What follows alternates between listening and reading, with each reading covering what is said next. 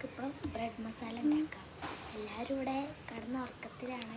ഒച്ചപ്പാടൊന്നും ഇല്ലാതെ നമുക്കൊന്ന് ഉണ്ടാക്കാം. അതിനായിട്ട് നമ്മൾ ആദ്യം തന്നെ ബ്രെഡ് എടുക്കണം കേട്ടോ. നമുക്ക് എത്ര ബ്രെഡ് വേണമെങ്കിലും എടുക്കാം. അത് നമുക്ക് നല്ല രീതിക്കൊന്ന് നുറുക്കിയെടുക്കാം. പിന്നെ നമ്മൾ സവാള, മുളക്, തക്കാളി ഇതൊക്കെ നല്ല ചെറുതായിട്ടൊന്ന് അരിഞ്ഞെടുക്കുക. പിന്നെ നമ്മൾ ഇത് ഉണ്ടാക്കാനുള്ള പാന് അടുപ്പത്ത് വെച്ചിട്ട് ഗ്യാസൊന്ന് ഓണാക്കി കൊടുക്കാം.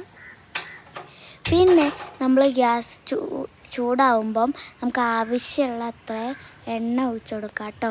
എണ്ണ ഒഴിച്ച് പിന്നെ എണ്ണ ചൂടാകുമ്പോൾ നമുക്ക് അത്യാവശ്യം ജീരകം ഇട്ട് കൊടുക്കാം.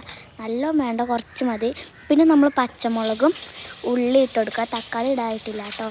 പച്ചമുളകും ഉള്ളി ഇട്ടിട്ട് അത്യാവശ്യം നല്ല രീതിക്ക് നമുക്കൊന്ന് വാട്ടിയെടുക്കാം. അതൊരു 5-6 മിനിറ്റ് തുടർച്ചയായിട്ട് വാട്ടിയെടുക്കണം കേട്ടോ. ഇങ്ങനെ വാട്ടിയെടുത്തുകൊണ്ട് തന്നെ ഇരിക്കണം. ഇടയ്ക്കിടയ്ക്ക് കൈയൊക്കെ പൊള്ളല്ല, തെറിക്കിട്ട കൈക്ക്. അങ്ങനെ വാട്ടിയെടുക്കുക. പിന്നെ നമ്മൾ ജിഞ്ചർ ഗാർലിക് പേസ്റ്റ് ഉണ്ടാവുമല്ലോ, അത് നമുക്ക് ഇട്ട് കൊടുക്കുക. വേണമെങ്കിൽ അരയ്ക്കുകയും ചെയ്യാം. ഞാൻ അപ്പം അത് വാങ്ങിയതാണ്. ഇട്ട് കൊടുക്കാം. പിന്നെ അത് നല്ലോണം രീതിക്കൊന്ന് 1-2 മിനിറ്റ് ഒന്ന് വാട്ടിയെടുക്കാം.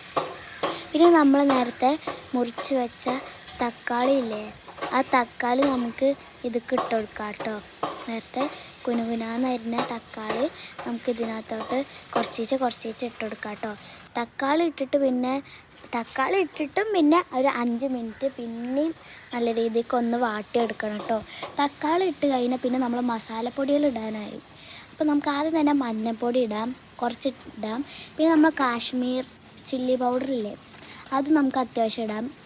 അത് ഇട്ടിട്ട് നമുക്ക് നല്ല രീതിക്ക് ഒരു 5 വേണ്ട, ഒരു 2-3 മിനിറ്റ് ഒന്ന് ഇളക്കി കൊടുക്കാം. അത് ഇളക്കി കഴിയുമ്പോൾ കുറച്ച് ഉപ്പിടാം. പിന്നെ നമുക്ക് ടൊമാറ്റോ സോസ് വേണം കേട്ടോ. അത് എത്ര വേണം അത്ര ഇടുക. ഇവിടെ എല്ലാവർക്കും ഇത് ഇഷ്ടമാണ്, അതുകൊണ്ട് ഞാൻ കുറേ ഇട്ടിട്ടുണ്ട്.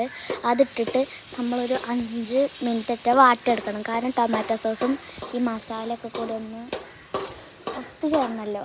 അപ്പോൾ നല്ല രീതിക്ക് ഇളക്കി കൊടുത്താലേ ഒക്കെ ഒന്ന് റെഡിയായി വരുള്ളൂ കേട്ടോ. അങ്ങനെ നമ്മൾ ഈ ടൊമാറ്റോ സോസൊക്കെ റെഡി ആയിട്ടുണ്ട്.